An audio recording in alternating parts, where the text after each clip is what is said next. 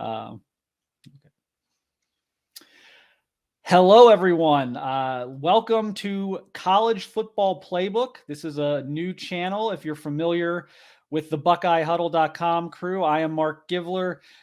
This is our new side project, if you will. We're going to be discussing college football on a broader scale. We've got analysis. We've got some podcast ideas coming. We've got our X's and O's guys like Ross Fulton, Devin Radcliffe, and those guys cooking up some stuff here once the season winds down. So essentially, we want this to be the YouTube home for college football fans of all levels. You know, whether you're someone who watches, 10 games every weekend and knows all the terminology, or whether you're just kind of a casual fan learning more about the sport, wanting to learn more about the game, wanting to dive into all different aspects of college football. We are hoping to provide all of that for you. This is our first video. We're going to be breaking down the latest college football playoff rankings and looking a little bit ahead here to rivalry week as well. I am joined by Tyler Shoemaker. You may know Tyler from Twitter. You may know him from Cleveland.com. He is we'll call him a gambling expert, but also a big college football guy, and does his own power rankings and everything else. Tyler, first of all, how are we doing? Marc, great to be here. That's a great, generous introduction there. Calling me an expert, we'll see.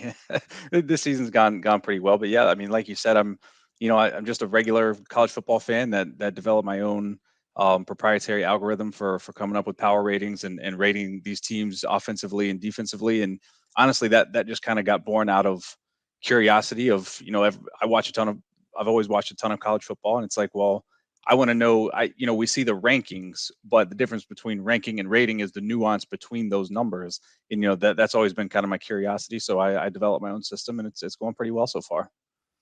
And we're going to take a look at that in a minute. But first, College Football Playoff Committee released the latest rankings here. We're heading into rivalry week. So we've got, 2 weeks left here, rivalry week and then conference championship week. Not a big surprise there at the top. It's exactly what everyone expected. It's Georgia 1, Ohio State 2, Michigan 3, TCU 4. Then it gets a little interesting, though. LSU, USC, Alabama. I think there's going to be a lot of discussion about that, a lot of discussion about LSU versus USC. And then as you move further through the top 10, we get even a little more interesting with where Clemson's ranked. Tennessee's fall to 10. And, obviously then you've got your teams, your Penn States of the world, kind of Notre Dame's of the world, Kansas State, well, there it is, Washington, Utah, all kind of sitting there just outside the top 10. Tyler, when these rankings came out, your first impressions from scrolling through and kind of looking through everything, was there anything that jumped out to you, whether it be a team or just kind of a general pattern, if you will, that stood out to you as these latest rankings came out?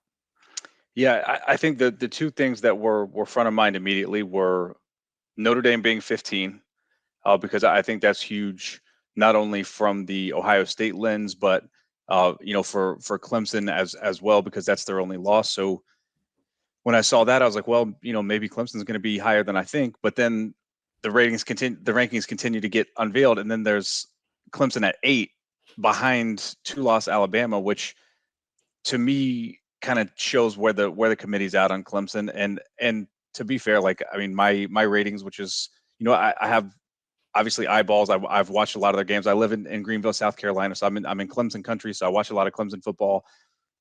They've been very unimpressive, and I had actually tweeted like 2 or 3 weeks before the Notre Dame game. I was like, either my numbers are wrong or Clemson is fraudulent, and then they went and got exposed by Notre Dame. So that worked out for me. But I think Clemson at 8, because I don't think North Carolina is going to have enough on the defensive side to be able to beat them. So I think we're going to be looking at Clemson as a 1-loss ACC champ. But the fact that they're 8 behind Alabama now, that doesn't bode well for their CFP prospects, in my opinion. It's interesting. One thing that jumped out to me, and maybe I'm maybe I'm in the minority here. Maybe I'm easily surprised, or I'm naive, or I haven't been paying attention. I thought the 5-6 decision was kind of interesting. USC, we're going to probably talk about that a little bit later, and also their upcoming matchup. But USC, not a lot of defense played over the weekend against UCLA, but nonetheless, a win over a team that was ranked pretty highly coming into the weekend. Just the one loss there. Things are opening up for them. To win the Pac-12 potentially. And boy, that LSU, that win over Alabama, that last second win over Alabama for LSU, they are really giving them a lot of credit for that. Is the committee giving LSU too much? I think they are. But what do your rankings say? What do your eyeballs say when you look at LSU there, nice and cozy in the 5 spot? Yeah, I mean, I've got LSU power rated at 10. So I mean, I would have them as underdogs. As you can see here, I would have them as underdogs to a lot of these teams. So I was surprised that they were 5. I mean, I think before the rankings came out, I kind of had an inkling that if they win, if they're even at 2 losses, which we've never seen in the CFP, I think we all probably understood that if they go and beat Georgia and win the SEC, the committee's not going to leave the SEC champion out. In that case, you're probably just looking at LSU and Georgia both getting in. Now that being said, I've got LSU as a 15-point underdog against Georgia in the SEC championship. So the chances of them winning are very slim. And then obviously if they lose and they have 3 losses, they have no shot. But yeah, them at 5 over USC was definitely interesting. Yeah, it's becoming very clear. I mean, again, maybe I'm in the minority here again. Boy, did they hammer Tennessee. And don't get me wrong, that was, as ugly of a late season November loss as you'll ever see from a playoff contender, which Tennessee was. But they beat LSU handily. Yeah. They both have 2 losses. They both beat Alabama. I would argue, the final scores were similar in terms of margin of victory, but I would argue Tennessee looked better against Alabama than LSU did. Yep. So I'm trying to help me understand the gap between LSU at 5 and Tennessee at 10. And again, understanding that Hendon Hooker is done, but that shouldn't be really factored in today, right? Or do you think they're factoring that in today?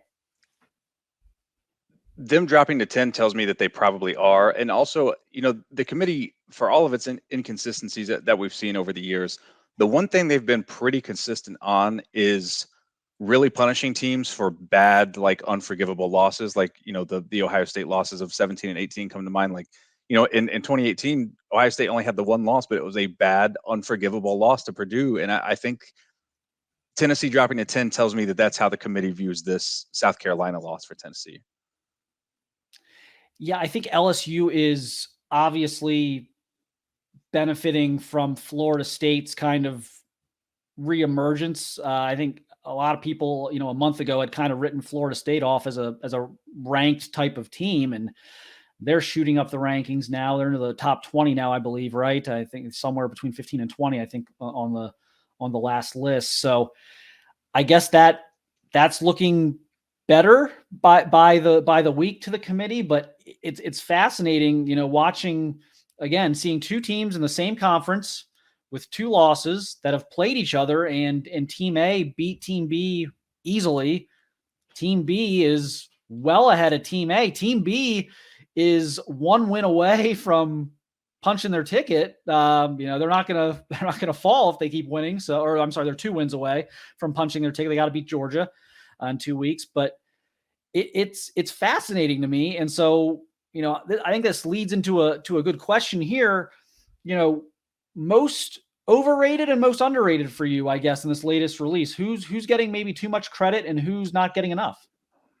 Well, it's tough when I, comparing the CFP rankings to my power ratings, because my power rating is about who would be favored and that sort of thing, and it is generally a metric of who's better. But the college football playoff committee isn't, despite what they might say, they're not actually picking the four best teams, because Alabama, for all of their flaws, like, who would you take over Alabama? On a neutral field, who are you betting? Who are you putting money down on to beat Alabama on a neutral field? So I think that's where that respect comes in.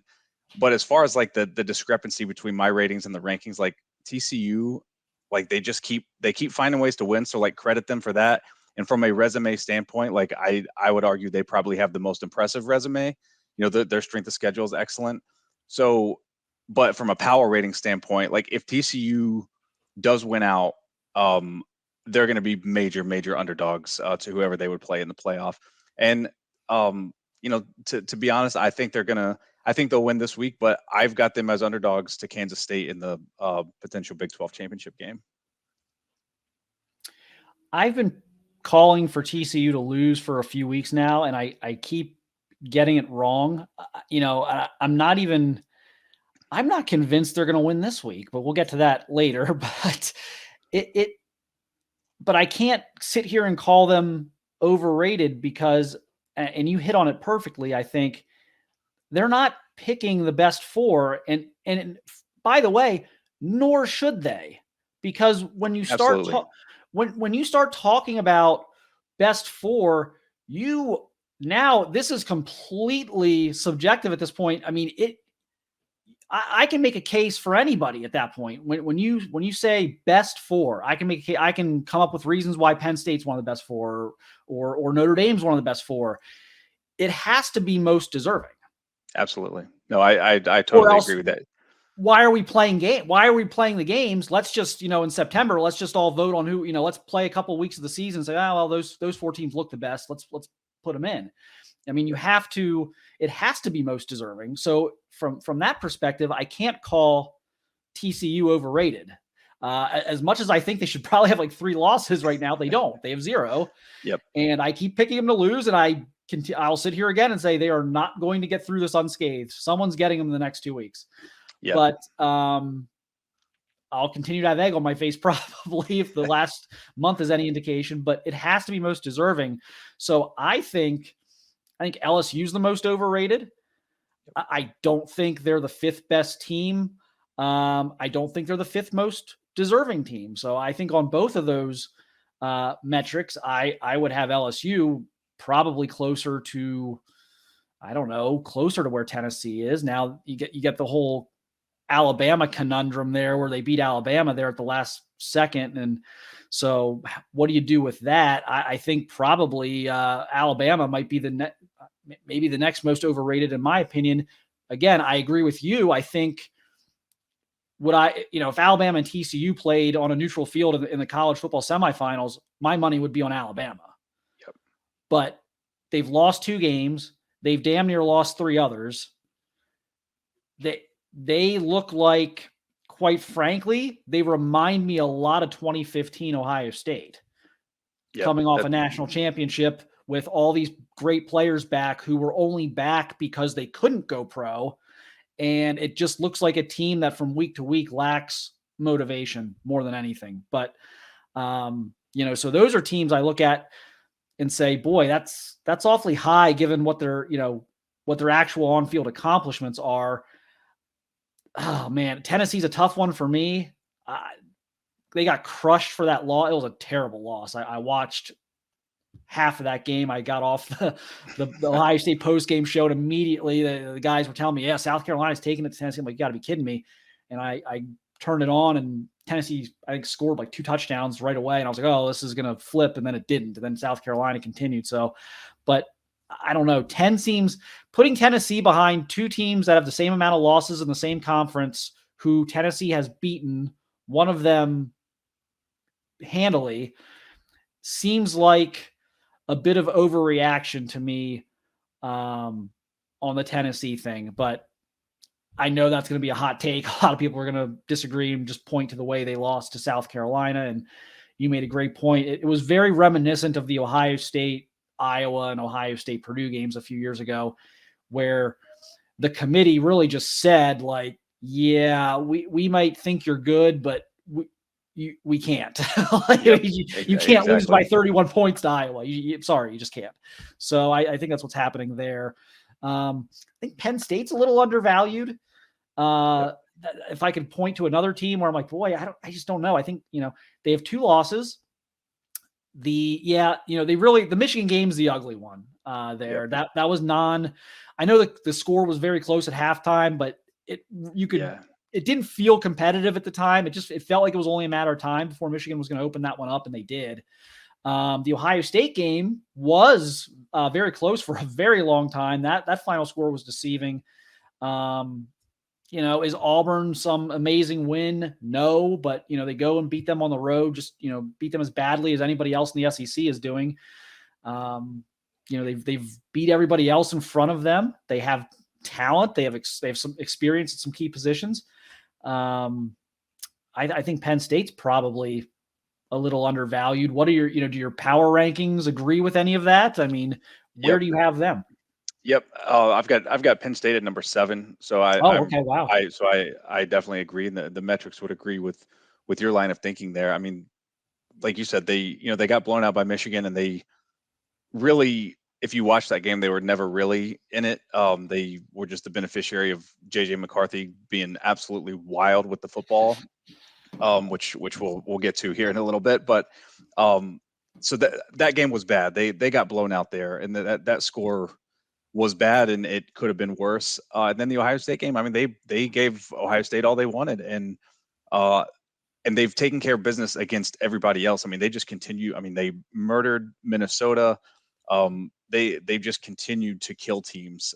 So I agree with you on Penn State. And one point that I wanted to make that you touched on with LSU, I agree with you that I think LSU is overrated. I think an explanation for that is similar to how Ohio State is going to be able to how their resume is bolstered by Notre Dame surging here late. LSU is going to be bolstered by Florida State surging here late, because in addition to my normal power ratings, I also want to keep an eye on who's playing the best lately. So I have like a recent power rating that removes basically the first month of the season. And in that recent power rating, Florida State's number 1. They're playing the best football of anybody in the country right now. I mean, they're just bludgeoning everyone in their path. So that is gonna continue to help LSU as well. Yeah, like I said before, it definitely feels like that's maybe as much of a driving force as anything for LSU right now, is that early, and I think like you said, you came up with a formula that kind of eliminates those early games or whatever. I think the committee obviously is generally going to be more forgiving to an early season loss, especially if it's close.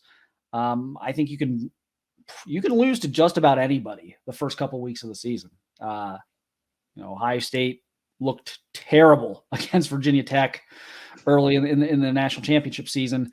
And by the end of the year was humming along, and you've kind of seen the committee do this in the past, and we know the committee changes, so it's not the same people, but Right. we've kind of seen that history of, yeah, we'll give you an early mulligan if you look really good in October and November. So I don't know. I have I think it's going to sort itself out, though. I think LSU, Yep. I don't see them beating Georgia. I'm not sure this Georgia team's not invincible. They've looked at times flawed, at times maybe disinterested. But I think that's going to sort itself out. Yep. We'll see. So here's the question at this point, and this is where I think it gets interesting because of how the rankings are laid out and how we're going to have to answer this. But how many teams today? So we are recording this on Tuesday night, two days before Thanksgiving. How many teams are still alive for a playoff berth? I think in theory there's 7. I think it's basically everyone in the top 8 except Alabama. Like I just don't see any way they get in. So take them out, and it's the top 6 plus Clemson are the only ones that I think have any legitimate hope at this point. But like you said, I think it's going to sort itself out. I think LSU is going to be dismissed quickly. Assuming they lose to Georgia. The two games that I am most interested in outside of Ohio State, Michigan, obviously, USC Notre Dame this week, and the I don't know if the Big 12 championship is set, but I'm pretty sure it's going to end up TCU Kansas State. That matchup, I think those two games are going to decide a lot of this because, so for instance, in USC Notre Dame this week, that line is around 5.5. That's where my power number has it. However, when I look at that recent formula I talked about, I actually would make Notre Dame an 8.5 point favorite. They're playing better than USC is That's a huge lately. swing. Yeah. So, gun to my head, I take my normal power rating. That's the traditional way I've done it, and it's worked out really well. But the recent formula, recently obviously has done really, really well in projecting games. So I'm very interested to see that and kind of see which metric wins out there. So I could see that game going either way. And like I said, I do think in a TCU Kansas State Big 12 championship, I would have Kansas State favored by 3 there. So I think if TCU does get past Iowa State this week, I don't think they're going to go unscathed. And I think if they lose in the Big 12 championship, they're out.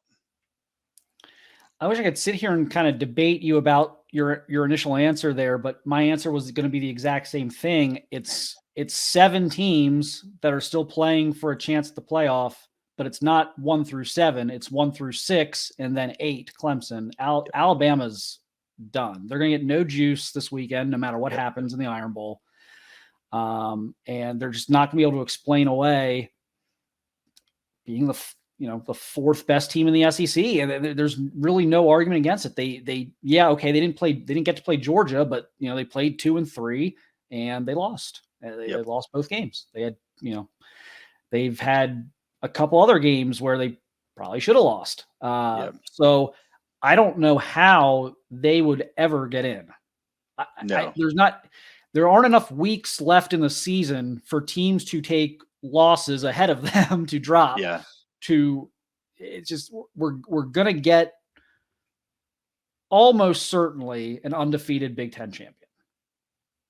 I mean, it would be one of the all-time conference championship game upsets if the Ohio State Michigan winner doesn't win the Big Ten championship game. So the Big Ten's getting at least one in. Definitely. Unless Georgia loses 2 games in a row, Georgia's in. So, and the problem with that is, even if Georgia does lose 2 games in a row, just all that means is LSU's in. Yeah. So it doesn't help Alabama the way you would think it would. So I do think, look, Clemson needs some help. I don't think they're particularly good. I've watched a lot of them this year. They got some issues. But if they can kind of TCU this the next couple weeks and get a little help, they're going to get in over Alabama. If absolutely down to that. I mean, just the dominance isn't there from Alabama on paper. The string of impressive wins isn't there. Catch me if I'm wrong here. They've got Ole Miss and Texas those are their, big wins, right? Ole Miss and Texas. Texas somehow, well, this is where your rankings and my eyeballs kind of diverge or whatever. Texas weaseled its way back into the top 25, and they'll probably stay there at the edge. But Ole Miss is toast if they lose to Mississippi State as far as any type of ranking at the end of the season. Yep. And they're trending down. They're trending way down right now. So if you put a blind resume up of Alabama's season and just said, here are their best wins, here's their record, and here are the scores of their games, people would be like, oh, that's not a top 10 team. Absolutely. Yeah, I agree. I think if you put TCU across those jerseys, like they're ranked like 14th right now. Yeah. So they're not getting in. It's going to be fascinating. Here's here's what I'm interested to see. What happens if Notre Dame beats USC and Ohio State and Michigan play? Someone wins it by 4 or 5 points, less than a touchdown. Doesn't matter which team, Ohio State or Michigan. Doesn't Notre Dame, this is being talked about a lot. Notre Dame insulates Ohio State, and we all get that because they beat all the good teams in the ACC that they played. Ohio State beat Notre Dame. So we get why Notre Dame would provide kind of a layer of protection there in the rankings for Ohio State in terms of falling if they lose a game. But don't they by default also insulate Michigan a little bit if Michigan plays a competitive game against Ohio State? Yeah, I think I've come around to the idea, as I've thought about this, that as long as the Ohio State Michigan game is competitive and it's not a blowout one way or the other, and the losses that we've talked about happen, USC losing to Notre Dame, TCU losing to Kansas State, LSU loses to Georgia, which I mean, frankly, and again, according to my numbers, like these are pretty likely outcomes. At least more than a coin flip, I think. I think if Ohio State loses to Michigan, in that scenario, I think they're in. If Michigan loses, I think it's going to be a much harder sell because their strength of schedule is 96th in the country. And USC's this is something to keep in mind too as we're thinking about resumes at the end of the year. USC strength of schedule 78th, and Clemson 61, Ohio State 59. So like, if Ohio State loses, and now you're comparing Ohio State to Clemson, USC, Clemson and USC in particular, Ohio State's got a better strength of schedule, and the committee's told us now for weeks that they think Ohio State's the better team. So I think if Ohio State loses, I think they've got a really good shot of getting in. If it's Michigan, I'm less confident unless there's just kind of some more chaos. Just because they're they're non-conference. They literally played 3 of like the 15 worst teams in college football. Objectively. So that's kind of where I'm at on that. I've been kind of pounding it out now. South Carolina kind of put this to the flame for me, but I've been kind of pounding the table the last few weeks that we are trending very, very close to a Big Ten SEC invitational. So essentially, an SEC versus Big Ten team in both semis. That became much less likely after South Carolina destroyed Tennessee, but it's still out there. Like if TCU loses, and I don't even know. It would help if Notre Dame beat USC, but I'm not even so sure that 1000% has to happen. But obviously, if it does, I think it almost guarantees it. But like if LSU beats Georgia and TCU loses, are we not right back there? Yeah, because then you're, assuming Clemson wins the ACC, then you're basically down between Clemson and the Ohio State Michigan loser. And I think whatever USC does, is yeah.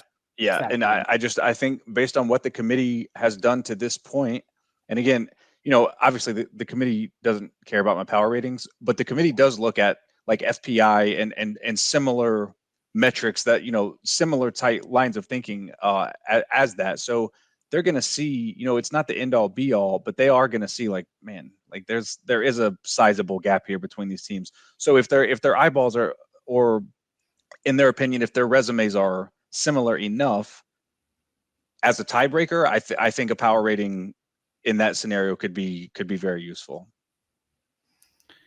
It's going to be interesting to see what they would do in that scenario if USC beats Notre Dame. At that point,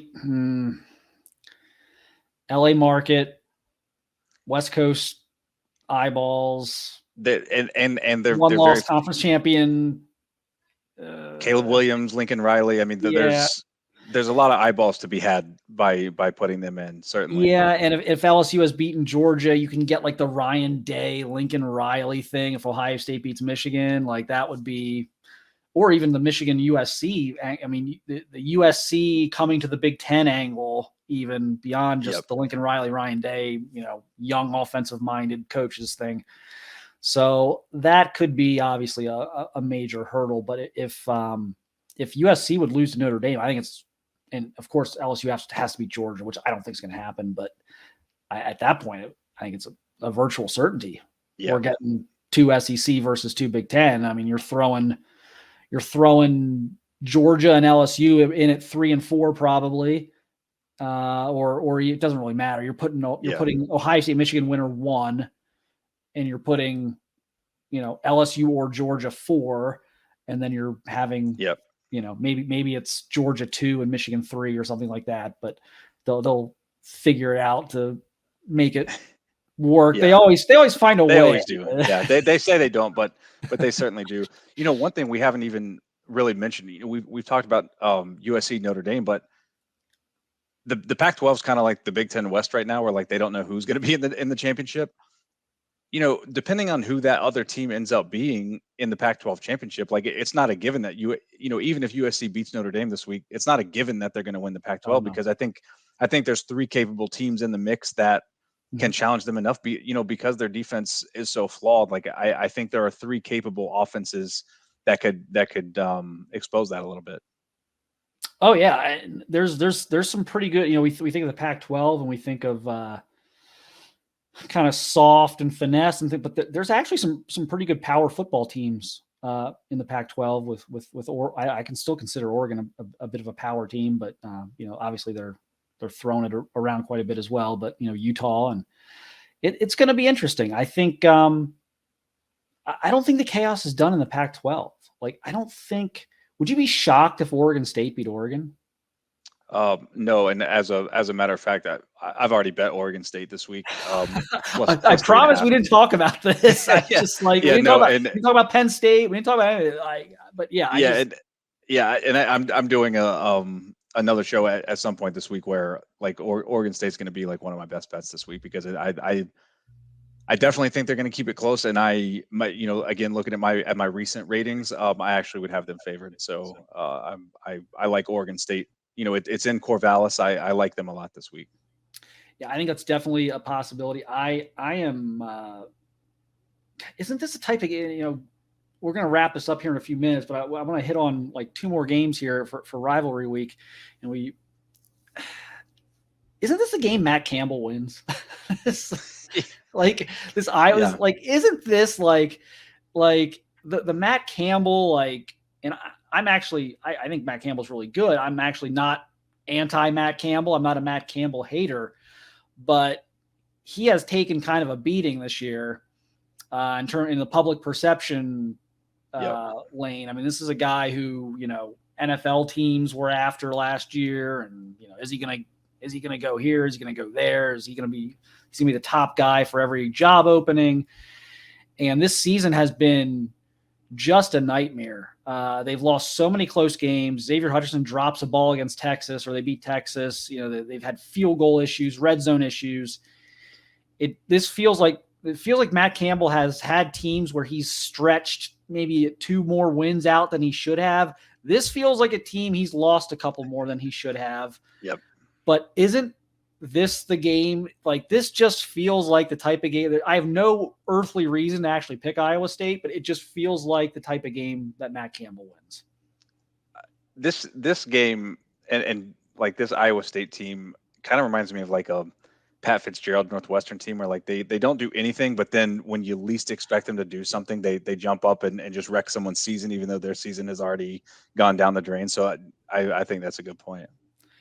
And I'm going to put your feet to the fire, because you talked about it. You have USC as the favorite against Notre Dame in your full season projections. You've edited those. You do a revised version that takes out, the first month, I think you said that takes out September, which swings it to Notre Dame being more than a touchdown favorite. So who actually do you think is going to win that game this weekend, and why? I think USC will win. Like if I had to just bet even money, who do I think is going to win? I think it would be USC. I think Caleb Williams is the best player in that game. I mean, the argument for Notre Dame is that UCLA was able to do a lot against USC last week, and if it wasn't for some timely turnovers for UCLA, they maybe win that game. And I think Notre Dame, obviously, they don't have a quarterback like Dorian Thompson Robinson, but they play a similar style. They want to pound it, and they were able to pound it on Clemson, who has a much better defensive front than USC does. So I think there is a path. And again, Notre Dame in the recent ratings, they're top 10 right now. For what that's worth. So I do think USC wins, because I think Caleb Williams is that good. I think he can make plays as he did last week to get it done. But I absolutely won't be surprised if Notre Dame somehow pulls that out. But yeah, gun to my head, I'm going to take USC. That's like my first instinct as well as USC. So I'm gonna stick with that, just because it's my first initial, my first thought goes to, how does Notre Dame keep up with Caleb Williams in that offense? Now, then my mind wanders to, well, how does USC's defense get Caleb Williams the football back? But yeah, because I'm watching that, my God, I swear I have never in my life seen so many receivers running so free than that USC UCLA game last week. That was something. But yeah, I don't think that was just great offense either. That was just, man, there's some bad defense out there this year. yeah.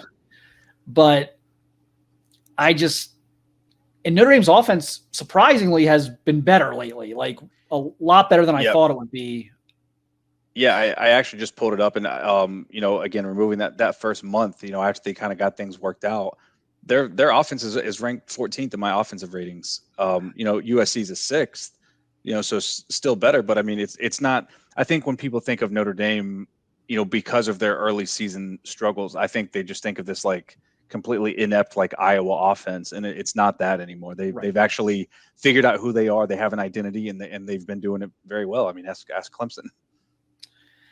I just, end of the day, think Notre Dame is kind of this is oversimplifying it, but is kind of a less intimidating offensive version of UCLA. Like, I don't think UCLA had a lot of traits maybe you would look for in a team that could play keep away from USC a little bit, pound them, beat them up. And it just wasn't enough. Now, Notre Dame's defense is better than UCLA's, but I just don't know. I'm going to go again. I'm going to go playmakers. I love Michael Mayer. I'm like the biggest Michael Mayer guy in the world, but the offensive skill in this game to me is so slanted toward USC. I just think their margin for error in this game is going to be larger. I think they could turn it over once or twice, figure it out. Like Notre Dame's got to really, really execute, I think. So I'm going to go USC as well. Last game we're going to talk about, obviously, is it's the game. Ohio State, Michigan. We're not just talking about this to cross promote or anything like that. This is the biggest game of the weekend. 2 versus 3, undefeated. Initial instincts on Ohio State, I guess, defensively against Michigan. I think a lot of people, for whatever reason, the weather has taken on a life of its own. I didn't think the weather had anything to do with the game last year. CJ Stroud threw for 400 yards. I think Michigan just big boyed them. And I think Ohio State obviously had a ton of defensive issues last year. And, everyone's talking about toughness this week. That I do think a little bit of that was in there as well, but guys just didn't know where they were going half the time. I mean, it was as poorly coached a defensive unit as I have ever seen at Ohio State. And so a lot of that has been fixed this year. But can they kind of step up? And I guess I don't want to bury the lead here. who is going to play running back for these teams on Saturday? Before we even get into maybe that, there are like 6 or 7 different players that could end up being the featured backs for either team, about 3 aside, that could end up being the featured back in this game. How important, I guess, is running back health to both of these teams? Is it more important to Michigan or more important to Ohio State, do you think?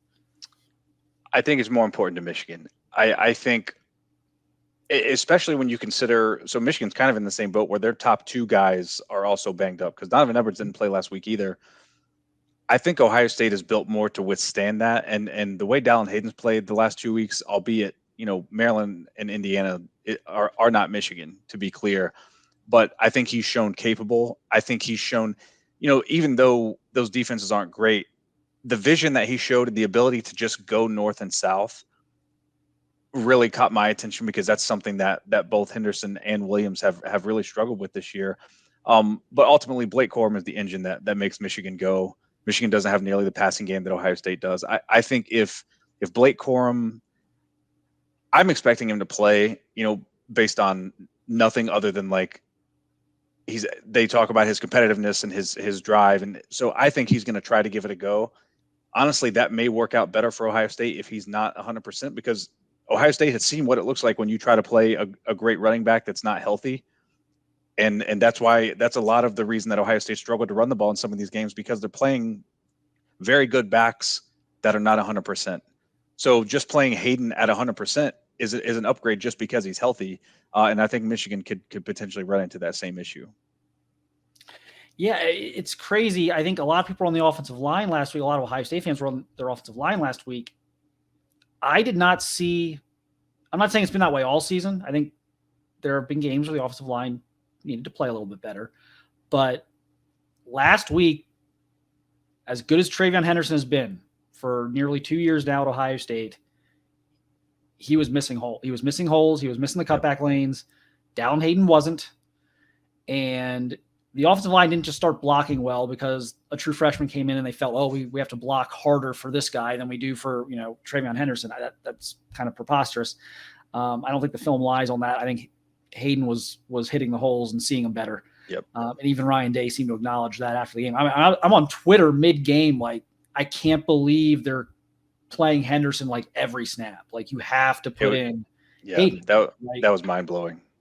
And they finally did, and quite frankly, I'm not so sure we'd be talking about undefeated Ohio State right now if they had waited another 2 series to put Dallin Hayden in that game.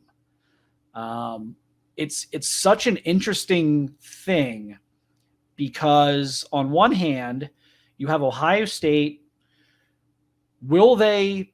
I don't know what the word I'm looking for is. I tried to find the words last week or on Saturday after the game. I'm still trying to find the right word. It's not really courage, but like the discipline, the ability to think outside the box, maybe. Okay, yes, TreVeyon Henderson, very, very talented, very, very good the last 2 years. Mayan Williams, very talented, very good. But we're actually going to feature Dallin Hayden and use one or both of our 2 veterans who have both put up great numbers. Though one of those guys is actually going to be the change of pace guy on Saturday. Yep. Can Ryan Day do that? Can he? And maybe the Maryland game was the wake-up call for that. Maybe he kind of saw, okay, like he finally did go to Hayden and it worked. It arguably saved the game for him. But can Ohio State do that? It's been a weird thing because when Ohio State both teams have their 2 banged up vets. When Ohio State goes to their next guy, they have actually been better the last couple of weeks when they've done that. Yep. When Michigan does it, it seems like it's a disaster. Yep. And so that's the conundrum each coaching staff, I think, faces, where it's like, okay, will Ohio State do like, how Saban in the championship game benches Jalen Hurts, goes to Tua, like, will Ryan Day be able to do that? And will Michigan be able to get anything out of anyone other than Corum or Edwards if those guys aren't able to be effective? I mean, that to me, it is wild. Yep. I mean, that's the storyline, I think, this week leading into the game. You know what this reminds me of? It reminds me of the 2017 Big Ten championship where coming off the Michigan game, JT had hurt his knee pregame because the camera guy, and there was kind of question going into that Big Ten championship of whether Urban was going to stick with an injured JT or let Dwayne Haskins start. And that game was way closer than it should have been. And arguably, had Dwayne Haskins just started and played that, Ohio State wins going away because they were clearly the better team than Wisconsin. So it kind of reminds me of that in a way from a coaching standpoint. Like I understand the loyalty aspect. Travion and Mayan have paid their dues, but I think in this game you got to ride the hot hand. I mean, especially as it pertains to Ryan Day's legacy. I think you owe it to CJ Stroud and the team to play who is going to give you the best chance to win. And I think everyone is in agreement that's Dallin Hayden taking the majority of the snaps this week. All right, real quick, Ohio State, Michigan, who's winning? I'm going to take the Bucks by a touchdown. My numbers say 8. I think it's going to be a competitive game. I think they're going to get it done by a touchdown at home. I've got Ohio State as well, and this would have been a much tougher decision. I just don't know what they're going to get, what Michigan's going to get from Blake Corum. If I knew for sure he was healthy and was going to get him 18, 20 carries, I might be pondering this one quite a bit, but I think Ohio State's going to end up winning. I'll say something in the vicinity of like a 31-21 type of score would be my guess right now.